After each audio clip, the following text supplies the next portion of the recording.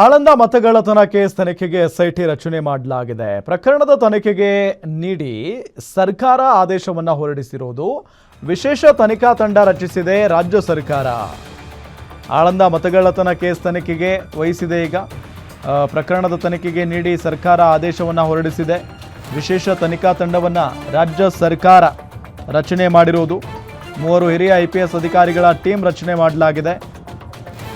BK Singh ನೇತೃತ್ವದ ತನಿಖಾ ತಂಡ ರಚನೆ ಆಗಿದೆ. ಸೈದುಲು ಅಡಾವತ್ ಶುಭಾನ್ವಿತ ತಂಡ ರಚನೆ ಮಾಡಲಾಗಿದೆ. ತನಿಖೆ ಮಾಡಿ ವರದಿ ನೀಡುವಂತೆ ಸೂಚನೆಯನ್ನು ನೀಡಲಾಗಿದೆ.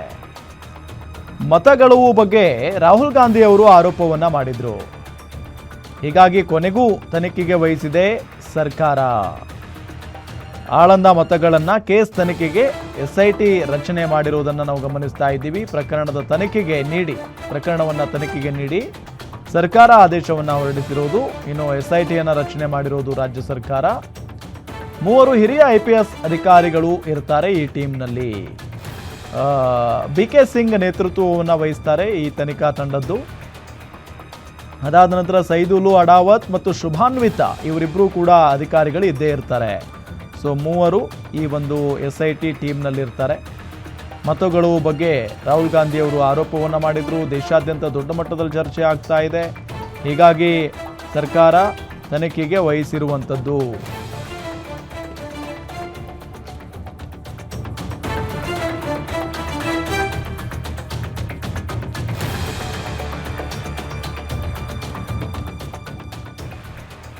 ವಿಶೇಷ ತನಿಖಾ ತಂಡವನ್ನು ರಾಜ್ಯ ಸರ್ಕಾರ ರಚನೆ ಮಾಡಿದೆ.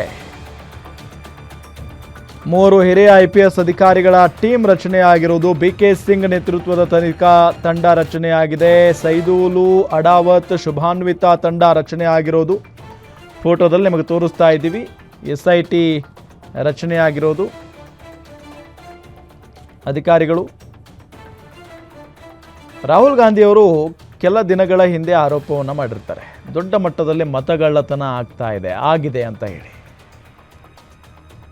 ನಮ್ಮ ಬೆಂಗಳೂರಿನ ಒಂದು ಕ್ಷೇತ್ರವನ್ನು ಇಟ್ಕೊಂಡು ಅಲ್ಲಿ ಎಷ್ಟು ಮತಗಳ್ಳತನ ಆಗಿದೆ ಅನ್ನೋದ್ರ ಬಗ್ಗೆ ಎಕ್ಸಾಂಪಲನ್ನು ಕೂಡ ಕೊಟ್ಟಿದ್ರು. ಸಾಕ್ಷಿ ಸಮೇತ ತೋರಿಸಿದ್ರು.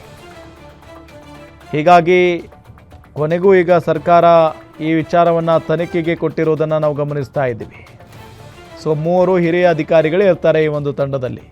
ಶುಭಾನ್ವಿತ, ಸೈದುಲು ಅಡಾವತ್ ಜೊತೆಗೆ BK ಸಿಂಗ್, ಈ 3 ಕೂಡ ಅಧಿಕಾರಿಗಳಿರ್ತಾರೆ.